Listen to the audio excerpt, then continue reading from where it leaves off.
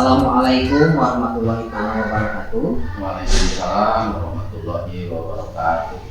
Perkenalkan, saya Bambang Kurnia, calon guru penggerak angkatan 11 dari Kabupaten Cianjur. Saya mengajar di SMP Negeri 1 Sukanagara. Pada kesempatan kali ini, saya berada di SD Negeri 1 Sukanagara akan mewawancarai Bapak Kepala Sekolah dari sekolah ini terkait dengan pengambilan keputusan dilema etik. Di samping saya sudah berada Bapak Kepala Sekolahnya, dan sebelum itu saya mau menyapa dulu. Assalamualaikum warahmatullahi wabarakatuh. Waalaikumsalam warahmatullahi wabarakatuh. Pak, pada kesempatan kali ini izinkan saya menghadap ke Bapak dengan kepentingan yaitu ingin mewawancarai Bapak terkait pengambilan keputusan yang selama ini Bapak jalankan di sekolah Bapak.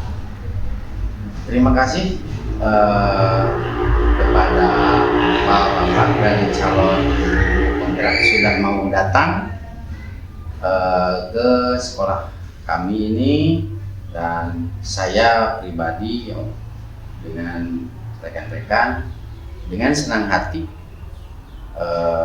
siap membantu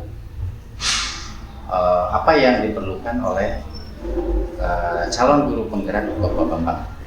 Terima kasih atas kesediaan waktunya. Oleh sebab itu saya sekali lagi ucapkan terima kasih. Silahkan Bapak di sini duduk. Baik, Pak. Saya di sini.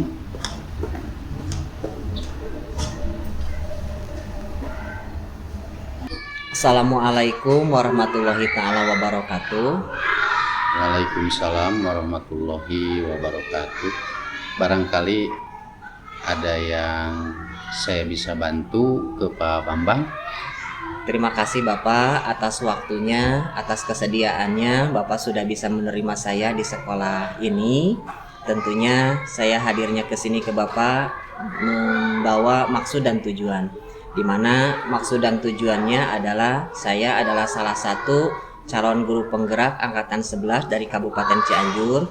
Pada saat ini punya tanggung jawab untuk menyelesaikan tugas terkait dengan mewawancarai pimpinan di sekolah, yaitu terkait dengan pengambilan keputusan. Oleh sebab itu saya menghadap ke Bapak, sekiranya Bapak bersedia untuk saya wawancarai, begitu Pak. Baik, saya selaku pimpinan di sekolah ini selalu siap untuk membantu guru yang dalam proses guru penggerak, baik dari sekolah mana, apalagi ini Pak Bambang dari SMP Negeri 1 Sukanagara. Sementara ini SD Negeri Sukanagara 1. Jadi saya sangat siap membantu Pak Bambang. Terima kasih Bapak dengan keleluasaannya. Oleh sebab itu, izinkan saya memulai dengan mengajukan beberapa pertanyaan kepada Bapak. Oke. Mungkin pertanyaan yang pertama Pak, selama ini bagaimana Bapak mengidentifikasikan kasus-kasus yang merupakan dilema etik atau bujuk moral yang ada di sekolah Bapak? Baik, mengidentifikasi dilema etik. Jadi begini, saya tahu adanya dilema etika ketika ada konflik antara aturan sekolah dengan kebutuhan pihak lain. Misalnya kebutuhan pribadi guru atau kebutuhan pribadi murid, atau dengan orang tua, seperti kasus siswa terlambat datang sekolah tetapi punya niat baik atau niat yang tinggi untuk terus masuk sekolah. Atau siswa yang berkelahi dengan hal-hal yang sepele atau sebagainya. Juga sering terjadi dilema etika yang terjadi dengan guru. Misalnya guru ditugaskan untuk mengikuti pelatihan selama 3 hari misalnya di luar kota. Akan tetapi ya guru tersebut harus meninggalkan jam pelajaran atau kelasnya yang ditinggalkan tersebut tidak ada guru yang siap menginpal, karena di sekolah ini kebetulan gurunya terbatas, pas-pasan begitu. Suka menjadi dilema etik ya Pak ya kalau menemukan suasana seperti itu. Baik, terima kasih. Mungkin untuk pertanyaan yang kedua Pak, selama ini bagaimana Bapak menjalankan pengambilan keputusan di SD Negeri 1 Sukanagara, terutama untuk kasus-kasus di mana ada dua kepentingan yang sama-sama benar atau sama-sama mengandung nilai kebajikan? Baik, kalau di sekolah ini istilahnya ada keterbukaan, jadi segala sesuatu dimusyawarahkan dengan guru. Baik. Jadi jadi saya begini, selalu mengajak guru-guru atau yang biasa disebut para pengelola sekolah ya untuk berdiskusi. Baik. Saya mempertimbangkan semua sisi dari masalah dan dampaknya sebelum memutuskan. Kami berusaha mencapai kesepakatan bersama yang adil untuk semua. Berdiskusi ya Pak ya, mengajak semuanya jadi guru. ada didiskusikan dulu gitu. Luar biasa Pak. Yang selanjutnya, langkah-langkah atau prosedur seperti apa yang biasa Bapak anggap efektif dalam pengambilan keputusan pada kasus-kasus dilema etika di sekolah Bapak ini? Oh baik, langkah-langkah seperti itu yang biasa dilakukan saya di sekolah ini diantaranya yang pertama mengumpulkan semua informasi yang terkait dengan hal-hal atau masalah-masalah tersebut. Kemudian mengidentifikasi nilai-nilai yang bertentangan. Kemudian yang selanjutnya mempertimbangkan semua keputusan untuk kebaikan semua orang. Kemudian juga seperti tadi mendiskusikan dengan guru-guru semua. Yang selanjutnya mengambil keputusan berdasarkan analisa tersebut gitu. Yang terakhir membuat rencana untuk melaksanakan keputusan tersebut. Begitu. Luar biasa langkah-langkah yang efektif Pak yang Bapak ambil selama ini. Ya seperti itulah. Baik, untuk yang selanjutnya Pak, hal-hal apa saja yang selama ini Bapak anggap efektif dalam pengambilan keputusan pada kasus-kasus dilema etik di sekolah Bapak ini? Oke, baik. Jadi yang saya rasakan selama memimpin di sekolah ini diantaranya ya yang tadi melibatkan guru atau berbagai orang yang istilahnya stakeholder, ya dalam proses keputusan. Di antaranya berkomunikasi dengan jelas, transparan dalam membuat keputusan, juga mengikuti prosedur yang sudah ada dan memastikan keputusan sesuai dengan prinsip-prinsip atau aturan-aturan di sekolah ini dan etika juga yang dapat istilahnya memanusiakan manusia. Wow, gitu. Luar biasa sekali. Memanusiakan manusia kata kuncinya ya Pak ya. Iya. Yang selanjutnya, hal-hal apa saja yang selama ini merupakan tantangan dalam pengambilan keputusan pada kasus-kasus dilema etik yang sering Bapak temukan selama ini? Baik, tantangan ya pasti ada.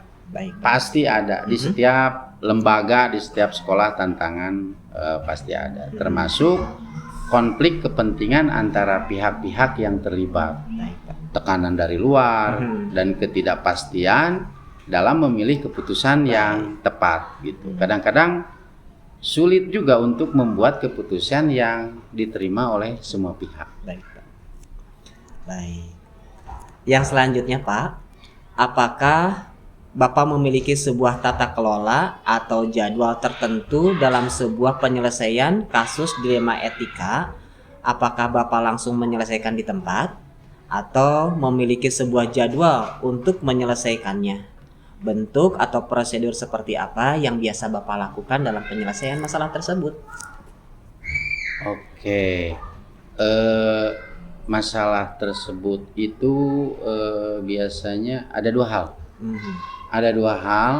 untuk mengambil keputusan dari sebuah permasalahan dilema etika tergantung dari masalah itu sendiri. Baik. Jika masalah itu sederhana dan dapat diselesaikan tanpa harus memerlukan waktu yang panjang, maka saat itu juga saya selesaikan. Dan ketika atau seandainya penyelesaian berkaitan dengan nilai-nilai yang harus jeli dalam memutuskannya, maka saya mengambil waktu khusus untuk menyelesaikannya. Karena saya tidak ingin keputusan tersebut yang saya ambil itu berisiko terhadap orang lain atau lembaga juga menurunkan tata kelola di sekolah. Baik. Luar biasa sekali Pak, selama ini Bapak mengambil tata kelola serta waktunya yang patut saya tiru juga suatu saatnya nanti insya Allah. Mudah-mudahan. Mungkin selanjutnya Pak, pertanyaannya, adakah seseorang atau fakta-fakta yang selama ini mempermudah atau membantu Bapak dalam pengambilan keputusan dalam kasus-kasus dilema etik yang Bapak temukan di sekolah Bapak? Baik. Itu untuk dukungan ya. Semua warga sekolah atau guru yang berada di yang mengajar di sekolah ini juga dianggap sebagai teman diskusi. Teman diskusi saya dalam memecahkan masalah-masalah apapun, baik yang terkait dilema etika atau program-program sekolah yang lainnya. Fungsi dan manfaat saya berbagi dengan tim di sekolah selama ini adalah untuk mencari pandangan dan pendapat yang relevan untuk dijadikan masukan dalam menyelesaikan masalah yang dihadapi. Kemudian dengan melihat fakta yang sebenarnya dan relevan untuk dijadikan dasar bagi saya dalam memutuskan sebuah permasalahan-permasalahan yang terjadi selama ini di sekolah kami. Jadi selalu berbagi dengan teman-teman ya Pak ya? Iya gitu. Luar biasa sekali Pak ketika pengambilan keputusan ini. Selanjutnya yang terakhir Pak, pertanyaannya, dari semua hal yang telah Bapak sampaikan, pembelajaran apa yang dapat Bapak petik dari pengalaman Bapak dalam pengambilan keputusan terkait dilema etik selama ini? Baik. Jadi yang diambil pembelajaran oleh saya selama memimpin di sekolah ini adalah adanya keterbukaan, transparansi, dan yang paling penting adalah komunikasi yang intens dalam pengambilan keputusan. Saya juga belajar bahwa penting untuk mempertimbangkan semua aspek dan dampaknya dari keputusan serta fleksibilitas untuk menyesuaikan keputusan jika diperlukan.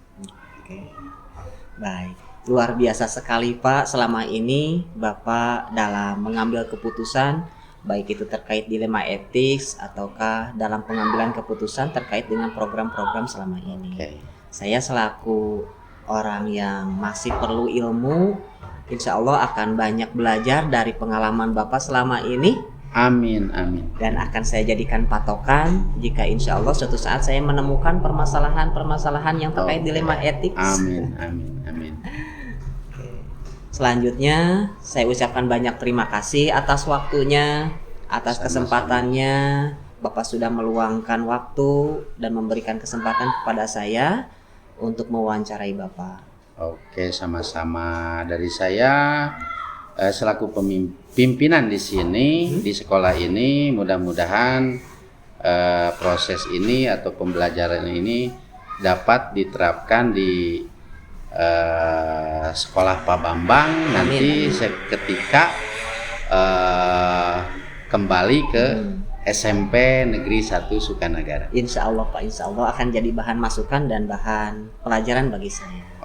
Sekali lagi saya ucapkan banyak terima kasih dan saya akhiri wawancara ini dengan Assalamualaikum warahmatullahi taala wabarakatuh. Waalaikumsalam warahmatullahi wabarakatuh.